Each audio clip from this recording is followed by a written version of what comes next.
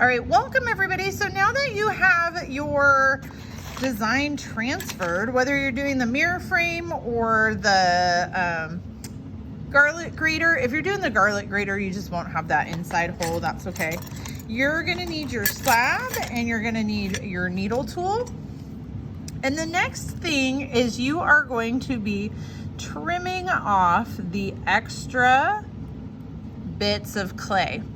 Now, when I do this, I like to hold my needle tool kind of flattish. And what I mean by that is I don't hold it straight up and down like this. I hold it kind of flatter towards the clay.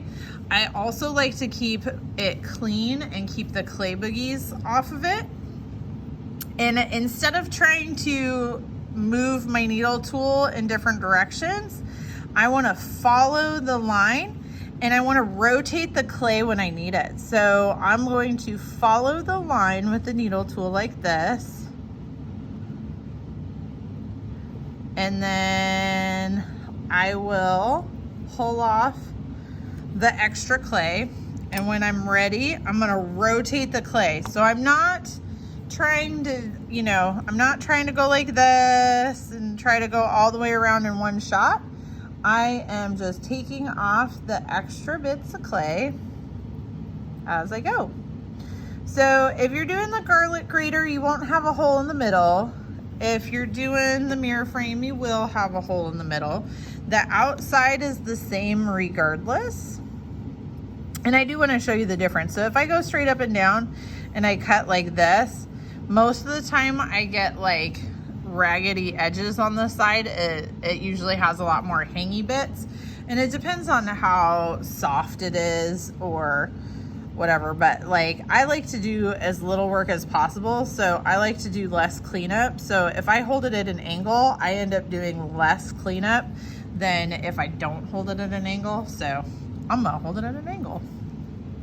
All right, and then like I said, do the inside as well. So I'm gonna rotate, I'm gonna get kind of a little ways, and then I'm gonna rotate the clay again. And I'm gonna go a little ways, and I'm gonna rotate the clay. So I'm gonna rotate the clay more than my needle tool.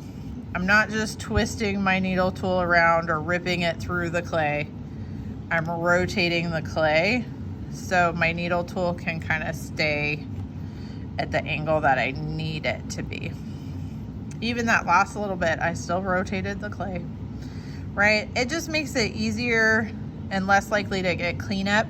For this bit, instead of trying to pick this up away from it, usually I just kind of pull, like I'll poke into the centerpiece and just pull it out, okay?